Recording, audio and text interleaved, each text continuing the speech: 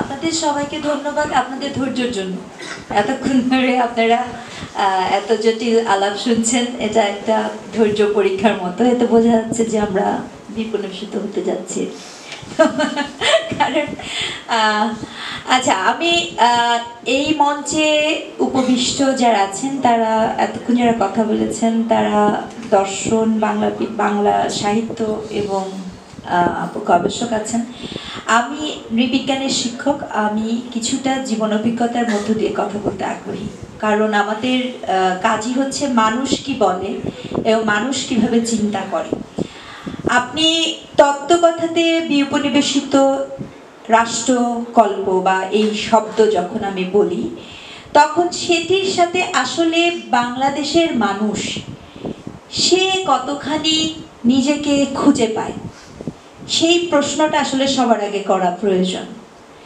এবং বাংলাদেশের যেই আলাপে আসছে, আজকে যখন আমরা বিউপনিবেশিত নয়া রাষ্ট্রকল্পের কথা বলছি, সংকট হচ্ছে মনের। এই মনটা, এই দেশের মানুষের মনটা ভীষণভাবে উপনিবেশিত শাসন ব্যবস্থা দ্বারা প্রভাবিত। আপনি খেয়াল করে দেখেন 47-এর আগে যখন ব্রিটিশ সরকার বলেন, অথবা তারও আগে যদি দেখেন, একসময় রাজা ছিল, তার প্রজা ছিল, সামন্তবাদী চিন্তা। রাজা যা বলবে আপনি শুনতে সেটা বাধ্য হবেন। এরপরে যখন ইংরেজ শাসন এসেছে, সেখানেও কিন্তু আপনি যা আপনাকে বলা হয়েছে সেটি শুনতেই আমি বাধ্য হচ্ছি। এই যে একটা প্রক্রিয়ার মধ্য দিয়ে আমার বেড়ে ওঠা, আমার মন বেড়ে ওঠা, এবং অনেক বেশি সংঘর্ষ সংগ্রামের মধ্য দিয়েও কিন্তু আমাদের বেড়ে ওঠা, এই বেড়ে ওঠার প্রক্রিয়া কি আমাদের এই রাষ্ট্রভাবনাকে প্রভাবিত করেছে কিনা? সামজির আহমেদও বলছিলেন, মুন্নাও বলছিলেন ভায়োলেন্সের কথা। এই যে সহিংসতাটা কখন এবং কিভাবে সংগঠিত উপায়ে ব্যবস্থাপত্রে পরিণত হলো, সহিংসতা কখন সিস্টেমেটিক ভায়োলেন্সে পরিণত হচ্ছে এবং কিভাবে পরিণত হচ্ছে। এই রাষ্ট্র যখন গঠিত হয়, রাষ্ট্র কি কোনোভাবে এই সিস্টেমেটিক ভায়োলেন্স ছাড়া রাষ্ট্র হিসেবে আবির্ভাব হতে পারে কিনা? আপনি দেখবেন, ইতিহাস যখন আমি লিখি, জানি আমার গর্ব, যা কিছু নিয়ে আমি অহংকার করি, আজকে যখন আপনি 24 নিয়ে অহংকার করছেন, আপনি 90 নিয়ে করেন, আপনি 71 নিয়ে করেন, যা কিছু করছেন, সেটি এই পুরো ইতিহাসটা ভীষণ রকমের কিন্তু ব্রুটালিক, খুব সহিংসপূর্ণ। আন্দোলন হলে আমাদের মাথার মধ্যে চিন্তাটা কিভাবে কাজ করে, কতজন মারা গেলে আন্দোলন সাকসেসফুল হবে। আরো যদি রূঢ় ভাষায় বলি, লাশ কয়টা পড়েছে। লাশ না পড়লে আন্দোলন হওয়া যায় না। এই চিন্তা কোথা থেকে আসলো? কোন আন্দোলন কোনো মানুষকে হার্ম করেও তো করা সম্ভব হতে পারত। এই দেশের নারীরা তেভাগা আন্দোলন করেছে, হাড়ি ভাঙা আন্দোলন করেছে, ঝাড়ুনি আন্দোলন করেছে। কৃষি বিপ্লবের আন্দোলনের ইতিহাসগুলো যদি আপনি দেখেন, তখন দেখবেন যে সেটি কিন্তু এত সহিংসপূর্ণ আন্দোলন না। তাহলে প্রশ্ন হলো যে আজকে যখনই কোনো আন্দোলন আপনার কাছে সফল কাম মনে হয়, তখন আপনার প্রথম এবং প্রধানতম প্রশ্ন কেন হয়, কয়টি লাশ পড়েছে, কতজন নিহত হয়েছে, কতজন আহত হয়েছে? কারণ আপনার মন আপনাকে শিখিয়েছে মৃতের সংখ্যা, মৃত্যুর সংখ্যা আপনার সফলতা বা আন্দোলনের যৌক্তিকতা তৈরি করে।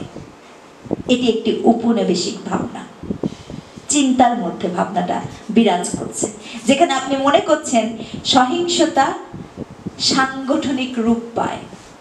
এখন এটিকে আপনি নানা নামে নামকরণ করতে পারেন। আপনি ত্যাগ নামে নাম করতে পারেন, আপনি আত্মত্যাগ বলতে পারেন, আপনি শহীদি নামকরণ করতে পারেন। আমি সে জায়গায় যাব না। আমার প্রশ্ন হচ্ছে, এই চিন্তাটা থেকে বেরোতে হবে যে আমি যখন নাগরিক, রাষ্ট্র নামক কোন এক অদ্ভুত কারণে বাংলাদেশের মানুষের রাষ্ট্র চেতনার বোধ আসলে তৈরি হয়েছে কিনা। আমি যে রাষ্ট্র, একটা রাষ্ট্রে বসবাস করি, নাকি এখনো আমি রাজার রাজত্বেই থাকতে চাই অথবা রানীর অধীনস্থই থাকতে চাই। আমি কি প্রস্তুত কিনা নাগরিক হিসেবে আমার অধিকার বলতে, আমার কথা বলতে? আমি কি প্রস্তুত কিনা, আমার কান এই কথা শুনতে প্রস্তুত কিনা? প্রশ্নগুলো সেখানে রেখে আপনাকে উপনিবেশিত রাষ্ট্রকল্পের স্বপ্ন দেখতে হবে।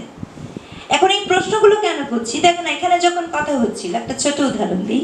এখানে এতগুলো অনার বোর্ড আছে, দেখেন, একটা, দুটো, তিনটা, চারটা।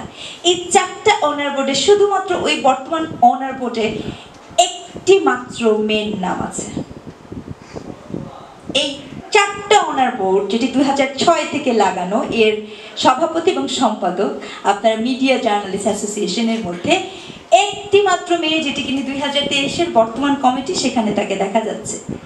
বাংলাদেশের বর্তমানে ছেলেদের থেকে মেয়েদের সংখ্যা বেশি, 17 কোটির দেশে। তাহলে প্রতিনিধিত্বকারী কোথায়? আপনি এতগুলো অনার বোর্ডের মধ্যে একটি মাত্র মেয়ে কেন আছে? আরো মজার কথা বলি, আপনি খেয়াল করে দেখেন, এখানে ভিন্ন ধর্মাবলম্বীর মানুষও আছে, তাদের সংখ্যাও অনেক বেশি। এমনকি খুবই আশার বাণী যে আমি এখানে কিছু নৃগোষ্ঠীর মানুষের নামও দেখতে পেয়েছি, কিন্তু কোন এক অদ্ভুত কারণে আমি একটি মাত্র মেয়ের নাম দেখতে পেলাম। এটা কেন হয়েছে? নজরে পড়েনি? আমি যদি বলি, ওই যে চেতনা, ক্ষমতার চেতনা, রাষ্ট্র যখন খুব বেশি ক্ষমতাবান হয় অথবা সমাজ যখন ক্ষমতাতন্ত্রের দিকে যায়, তখন সে যাকে কিছু রোল তৈরি করে, সেই রোলে সে মনে করে যে এই পার্সনগুলো এখানে ফিট ইন হয় না, সে কখনো নাগরিক হিসেবে আপনার চিন্তার মাথার মধ্যে ফিটই হয় না। আপনি এই ক্লোজ ডোরে, এই ইস্যুর মধ্যে দর্শক সারিতে কোনো সুইপার থাকে না, কোড অ্যান্ড কোড, কোনো পরিচ্ছন্নতা কর্মী থাকে না, কোড অ্যান্ড কোড, কোনো ডোম থাকে না, কোড অ্যান্ড কোড। কেন থাকে না? কারণ আপনি ভাবেন আপনার রাষ্ট্র নির্মাণের প্রক্রিয়াতে তার কোনো কন্ট্রিবিউশন নাই, যেটি ভীষণ রকমের উপনিবেশিক চিন্তা। আপনি উপনিবেশিক চিন্তা, আপনার চলন বলন চেতনা এবং আপনার কথার বলার ঢং, সকল জায়গাতে যখন উপনিবেশিক চর্চা। কিছুক্ষণ আগে আমার যে সুমন বলছিলেন, মুন্না বলছিলেন যে ভাষার কথা, আপনার ভাষা, আমি প্রায়ই সৈয়দ নিজারকে একটা কথা বলি, এই যে এত কঠিন কঠিন ভাষা, এই ভাষাও আমার কাছে ভীষণ রকমের এলিট এবং ক্ষমতা সম্পর্কের একটা মাধ্যম বলে মনে হয়। এই ভাষাকে আমার মনে হয় সাধারণ থেকে বিচ্ছিন্ন করার ভাষা। সাধারণের ভাষা এটা না, সাধারণের ভাষা সাধারণ বোঝে না, এবং আপনি মনে করেন সাধারণ কিছু বোঝে না, কিন্তু এটা সত্য না। সাধারণরা অনেক বোঝে, কিন্তু এই সাধারণের কথা আপনার আমার কান পর্যন্ত আসে না। আজকে যখন অনুষ্ঠান শুরু হচ্ছিল, তখন লুবনা বলছিল একজন সবজি বিক্রেতার কথা। আমরা কজন আছি সবজি বিক্রেতার গল্প শোনার জন্য? আমাদের চিন্তার মধ্যে থাকে। আমি নিজে অকল্যান্ড থেকে একটা পিএইচডি করে এসেছি, কোড অ্যান্ড কোড। কেন জানেন? বাংলাদেশের বাজারে বিক্রি হয় বেশি। একদম সহজ সত্যি কথা, বাংলাদেশের বাজারে বিক্রি হয় বেশি, কারণ বাংলাদেশের মানুষের মনটি হচ্ছে এরকম, যেখানে বিদেশি ডিগ্রি থাকলে সেটা বিক্রি হয় বেশি।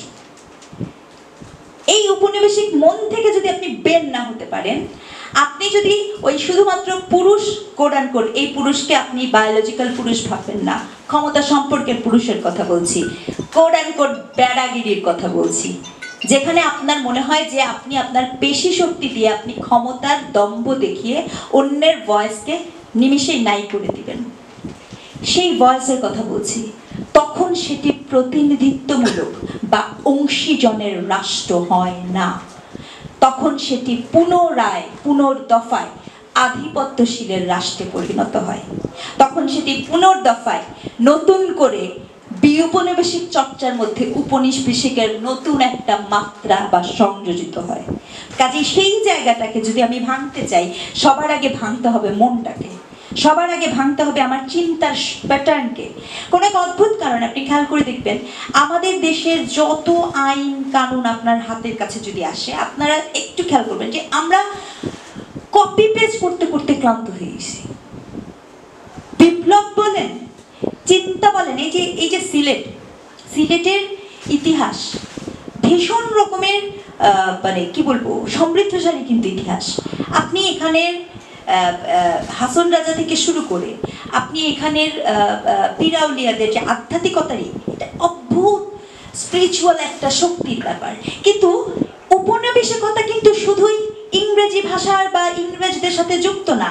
উপনিবেশিকতা কিন্তু যখন আপনি ভারতীয় পণ্য করলে কোনো একটা আনন্দ ফুর্তি হলে আপনার খালি হিন্দি গান শুনতে মন চায়, ওটাও কিন্তু উপনিবেশিকতা। শাড়ি পরলেই আপনার বাজার করতে যখন মন চায় যে না তারাই ভালো, সেটাও উপনিবেশিকতা। ইসলাম চর্চা করতে গেলে আপনি যদি খালি মনে করেন শুধুমাত্র সৌদি থেকে যেটা আসে, সেটাও উপনিবেশিকতা।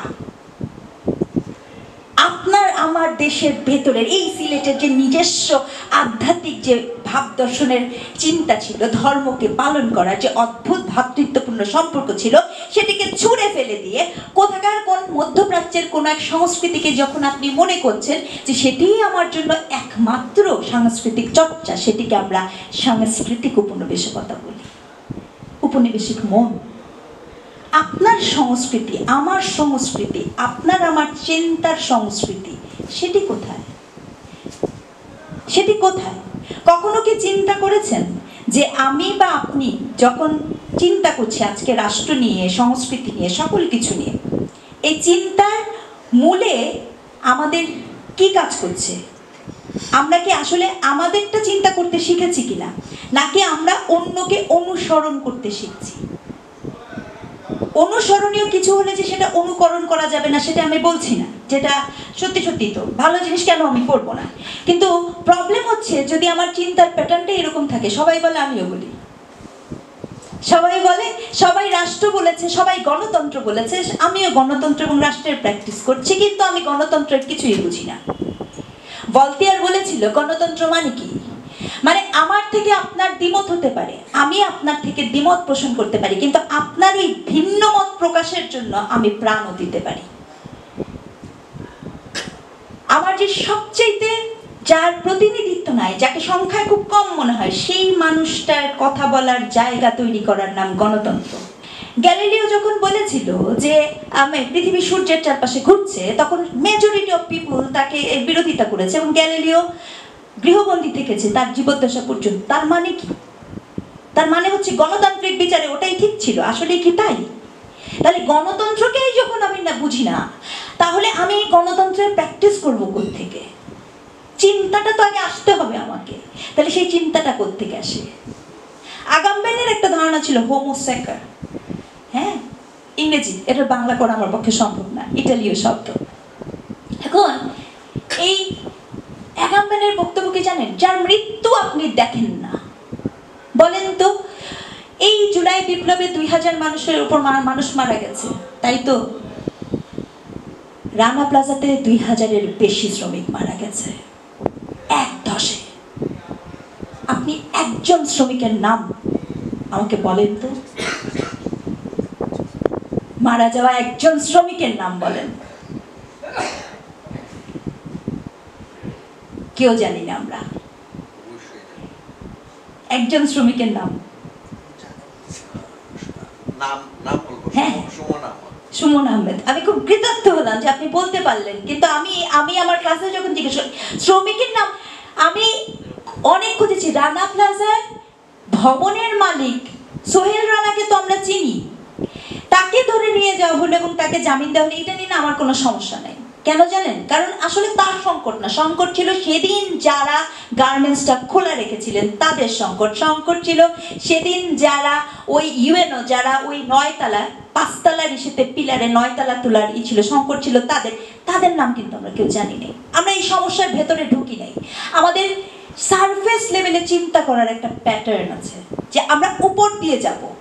আপনি রানা প্লাজার রানাকে ধরছেন, রানা প্লাজার রানা কি করছে না করছে উনি কি করবেন? একটা ভবন বানানোর পর মনে করেন এই মুহূর্তে আমরা এখানে বসে আছি, তাই তো? এখন এই মুহূর্তে বসে আছি, কালকে এসে কোন একজন ইঞ্জিনিয়ার ফাটল ধরছে, সবাই ইনফর্ম করছে, ইঞ্জিনিয়ার এসে বললো কোনো সমস্যা নাই, দোষটা কার হলো?